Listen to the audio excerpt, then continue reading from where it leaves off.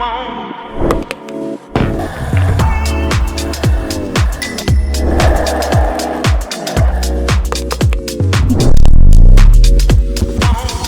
welcome back students. இது உங்கள் mister physics channel. நாம் இப்போ இந்த வீடியோவில் என்ன பார்க்க போகிறோம் அப்படின்னா, மோஷன் இன் எ பிளேன் அப்படின்றதுக்கு நம்மளுக்கு நிறைய எக்ஸாம்பிள்ஸ் நம்ம படிக்க போகிறோம். ஸோ அதோடைய ஃபண்டமெண்டல் பேசிக்காக இங்கே ஒரு கொஞ்சம் மேத்தமெட்டிக்கல் கால்குலேஷனுக்காக வெக்டார்ஸை பற்றி நம்ம ஸ்டடி பண்ணிக்கிட போகிறோம். அதனாலே elementary concept of vector algebra அப்படின்ற ஒரு மேத்தமெட்டிக்கல் டூல் நம்மளுக்கு தேவைப்படுது. ஸோ இப்போது ஃபஸ்ட்டு நம்ம ஃபிசிக்கல் குவான்டிட்டிஸ் அப்படின்னு நம்ம பார்த்தோம் அப்படின்னா, there are two டைப்ஸாக நம்ம கிளாஸிஃபை பண்ண முடியும். ஒன்று scalar quantity, another one is vector quantity.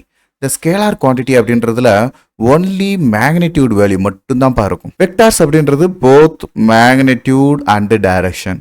அப்போது இந்த இடத்துல டைரக்ஷன்னா நம்மளுக்கு ஓரளவுக்கு கான்செப்டில் தெரியும் என்ன அப்படின்னு. ஆனால் மேக்னிடியூட்னா என்ன? இதில் ஒன்லி மேக்னிடியூட் சொல்லியிருக்கும், ஆனால் இதில் போத் மேக்னிடியூட் அண்ட் டைரக்ஷன் சொல்கிறோமே. அப்போ ஒன்லி மேக்னிடியூட் அப்படின்னா இது வெறும் குவான்டிட்டிஸை மட்டும் சொல்கிறது தான் ஸ்கேலார் குவான்டிட்டி. இப்போ நம்மளுக்கு ஒரு டிஸ்டன்ஸை சொல்கிறீங்க, அந்த டிஸ்டன்ஸை சொல்லும்போது 10 கிலோமீட்டர் அப்படின்னு நீங்கள் சொல்கிறீங்கன்னு வச்சுக்கோங்க. இந்த 10 அப்படின்றது ஒரு குவான்டிட்டி, ஒரு அளவு, அவ்வளோதான். 10, 15, 20 இப்படி வேரி ஆகலாம். ஆனால் அதோடைய நம்பர் அப்படின்றதுல வேறு எந்த ஒரு பெரிய இன்ஃபர்மேஷனும் நம்மளுக்கு இல்லை. சரிங்களா? 10 கிலோமீட்டர் எங்கேருந்து எங்கே?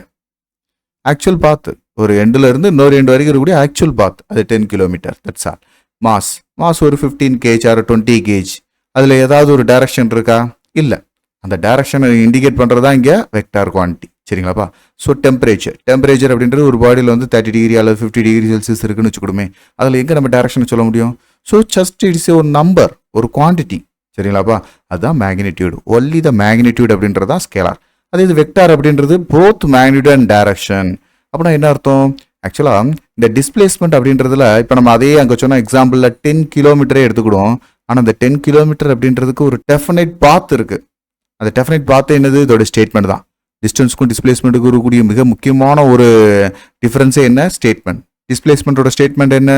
Shortest distance between two end.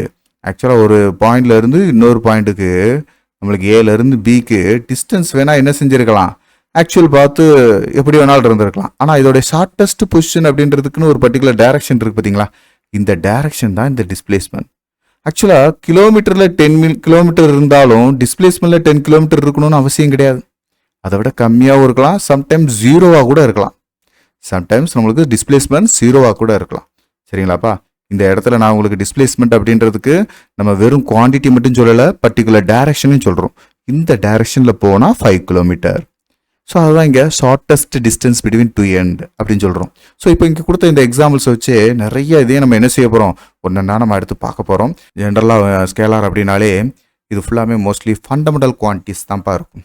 Distance, mass, temperature, ஸ்பீடோடைய ஃபார்முலா என்னப்பா? ஸ்பீடு எஸ்ன்னு எடுத்துக்கிட்டிங்கன்னா distance by time. So energy அப்படின்றதுக்கும் ஒர்க் அப்படின்றதுக்கும் சேம் ஃபார்முலா தான். எனர்ஜி அப்படின்றது கைனெட்டிக் எனர்ஜி இருக்குது, பொட்டன்ஷியல் எனர்ஜி இருக்குது. ஒர்க் அப்படின்றதுக்கு நம்மளுக்கு ஃபோர்ஸ் இன்ட்டு டிஸ்பிளேஸ்மெண்ட். இந்த ஃபோர்ஸும் டிஸ்பிளேஸ்மெண்ட்டும் ரெண்டு வெக்டாராக இருந்தாலும் ஒர்க் அப்படின்றது ரிசல்ட் என்னவா இருக்கும்? ஸ்கேலார் குவான்டிட்டியாக இருக்கும். இதெல்லாம் நம்ம இங்கே படிப்போம். என்னப்பா? பவர் அப்படின்றது rate of doing work. So charge அப்படின்றது நம்ம கியூன்னு ரெப்ரசன்ட் பண்ணியிருப்போம். Current into time. சரிங்களா? அல்லது current equal to rate of flow of charge. இப்படிலாம் நம்ம 10th படிச்சிருக்கோம். பொட்டன்ஷியல் அப்படின்றதுக்கு ohm's law, V equal to IR. Specific heat அப்படின்றதுக்கு ஹீட் எனர்ஜின்றது கியூன்னு எடுத்துக்கிடுவோம்.